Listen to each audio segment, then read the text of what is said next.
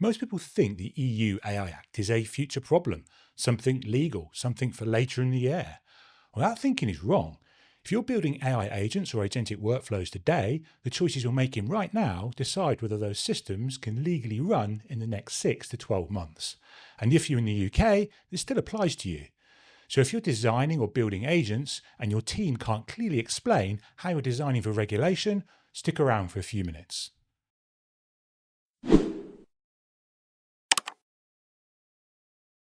There's a lot of noise around timelines, so let's be precise. The EU AI Act is already in force and some rules are already active. But August 2026 is the real deadline. That's when full obligations for high-risk AI systems become enforceable. From that point, high-risk systems must already comply. You can't say we're working towards it, and you can't quietly keep non-compliant systems running. This is why people are calling it a cliff. Before 2026, you could experiment, but after 2026, regulators expect production-grade control. So let's quickly cover why the UK is not exempt from this. As we all know, the UK is no longer in the EU. However, it doesn't mean you can ignore this. If you sell into the EU, serve EU customers, influence decisions about EU citizens, or embed EU-regulated platforms and models, then the EU AI Act obligations come with the deal. At first, this won't show up as a regulator knocking on your door. It will show up in procurement questions, contract clauses, platform terms, and customer audits. In 2026, EU AI Act compliance becomes a commercial requirement. If your agents can't meet those standards, you can't ship. It's really as simple as that. A key aspect of the regulations is the concept of high-risk workloads. But what does that actually mean? Here's the key misunderstanding. High risk is not about the model, it's about what the system is used for. A system is high risk if it influences decisions in regulated areas like employment, credit and finance, healthcare, education or public services. And agentic systems fall into this category quicker than people expect. Here's some examples. If an agent shortlists candidates, scores performance, recommends promotions or exits, that's high risk. If an agent adjusts credit limits, flags customers for investigation or determines eligibility, that's also high risk. And if an agent blocks accounts, denies refunds or escalates to collections, again that's high risk. Calling it decision support doesn't get you out of it, if people usually do what the agent says. Once an agent meaningfully shapes outcomes, you're in high risk territory. Now, as we know, agents are different to traditional AI. Traditional AI systems produce outputs. Agentic systems plan, choose tools, execute actions and adapt at runtime. And that's the problem. From a regulator's point of view, agents introduce unpredictable behaviour, blurred accountability and decisions that are hard to explain. It's not just what the agent said, it's what it did, why and with what authority. And that's why agents push systems into high-risk classification so quickly. By August 2026, if your system is high risk, you must be able to prove a few things. Not promise them or document them later, that is, prove them. You need a clear intended purpose, not a general agent to help staff, but a defined role, scope and boundary. You need real human oversight, named owners with clear intervention points, and evidence humans can override or stop the agent. You also need traceability.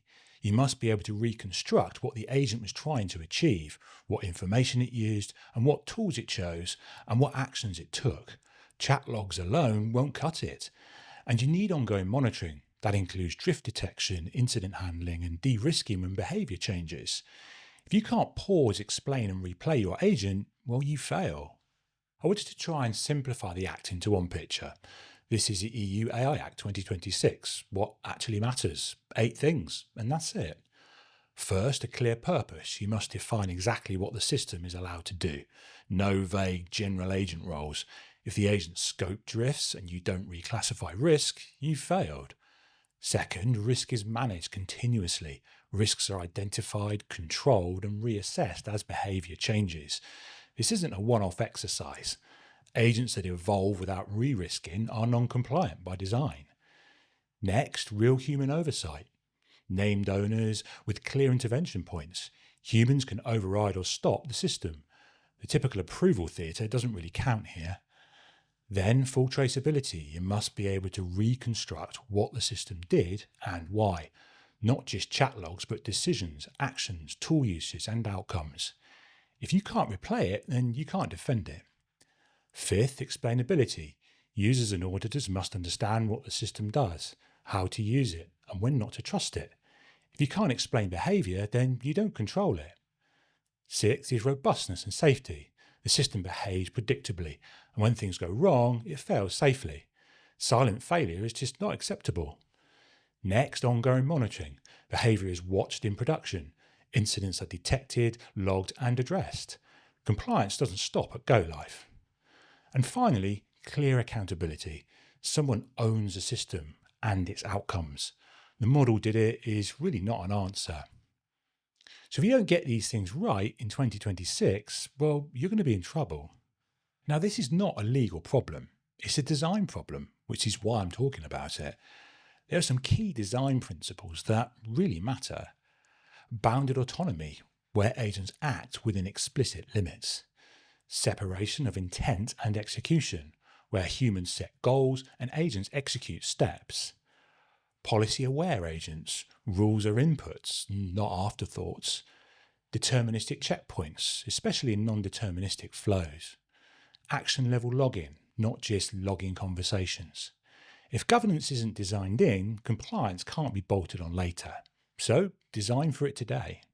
August 2026 is not the start of compliance. It's the point regulators expect you to say that this has been controlled, governed, and monitored over time. The EU AI Act isn't trying to kill innovation, it's forcing discipline, and is needed. I've seen that. Agentic AI without governance won't scale, and after 2026, you're going to have serious issues if you ignored it. Some say 2026 will be the year of the agent, but with this excitement also comes a level of enterprise maturity. And we need to make sure that this happens. So do yourself a favour, get designing for it from the start and avoid that rework or worse. Don't leave it for tomorrow. Speak next time.